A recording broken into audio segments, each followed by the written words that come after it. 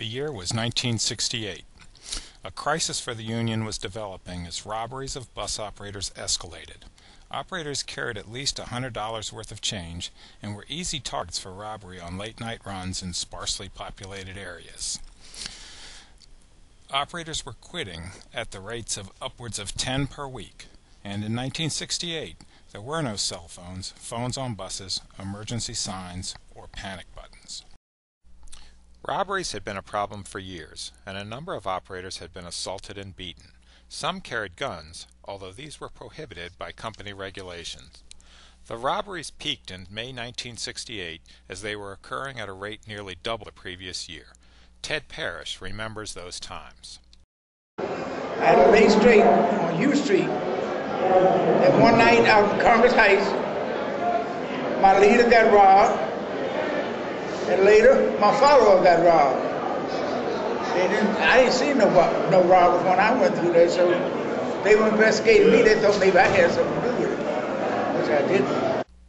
Then, late Friday, May 17th, John Earl Talley was shot to death on his G2 bus route during a robbery attempt at DuPont Circle. Operators began a wildcat strike as news spread Saturday morning. Union President George Apperson responded quickly, issuing a directive that no operator carry change after 6:30 p.m. Negotiations between the union, the company, and the city ensued. Additional police protection was promised by the city, and Apperson agreed to issue a new directive to operators to resume late-night service carrying limited cash while negotiations continued.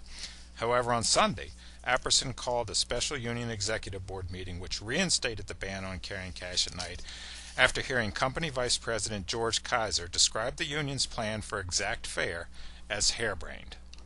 So I didn't know Mr. Talley, but we heard about it, and we were I think we were the first division to demand that we didn't carry the money on the bus.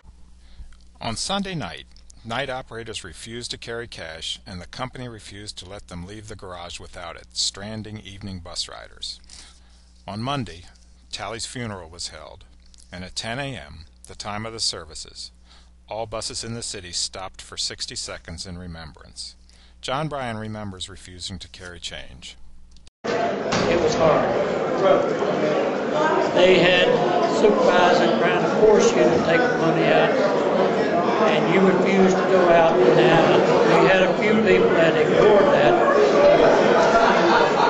They didn't ignore it. The refusal to carry change at night went on for several days, and the city government intervened trying to reach an agreement between the company and the union. Rodney Richmond reflects back on those times. I think that's one of the few times all operators work together. The operators who worked in the day, during the daylight hours, decided that if the night operators did not go to work, that the day operators would pay them. Or give them some kind of stipend for staying off the job. And we did that. We decided there was not going to be any night service as long as all this crime was going on. An agreement was finally reached. Exact fare was instituted. The company also agreed to look into the possibility of plastic shields behind the driver, flashing lights during emergency, and radio communications between buses and the police. What did happen out of that was that we ended up with exact fare. We didn't walk around anymore with a great big pocket of water, 1, 20 in your pocket. When you got on the bus, you had to have exact fare, you had to have tokens. We were taken away from money and stuff like that. And as you well know by now, that whole process swept the whole country because other people's places were getting robbed just like we were. But we were the ones that started that and got what we had exact fare, and that went across the country. We were the first union in the United States and Canada to stop carrying money on the bus.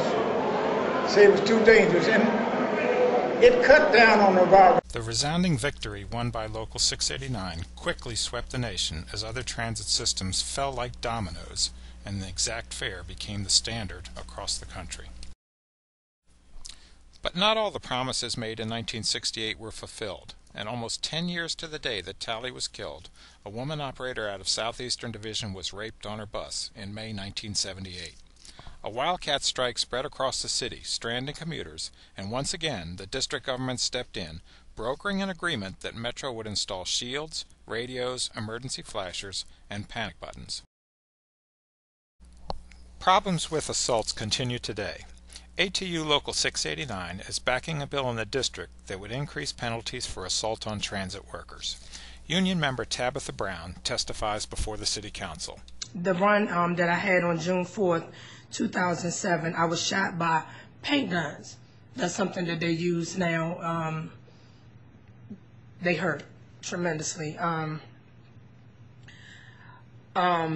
arms, actually, they hit me from the side of my torsos. They hit me also on my arm and on my left hand, causing tremendously damage to my hand for a minute. I was out for a few months. I went to the hospital. I did call Central, and they did not respond fast enough for me. Also, the District of Columbia's police officers did not respond fast enough either.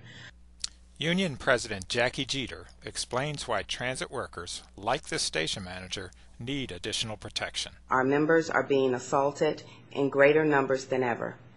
Operators and station managers have been beaten, hit in the head with rocks, sexually assaulted, spat upon, and had rocks and other debris hurled at them while operating their vehicles. Our members perform an essential public service. I believe that increasing penalties for these crimes will help to deter some of these types of incidents in the future and help make it safer for our members and the 99.9% of the public that want a safe, reliable transit system.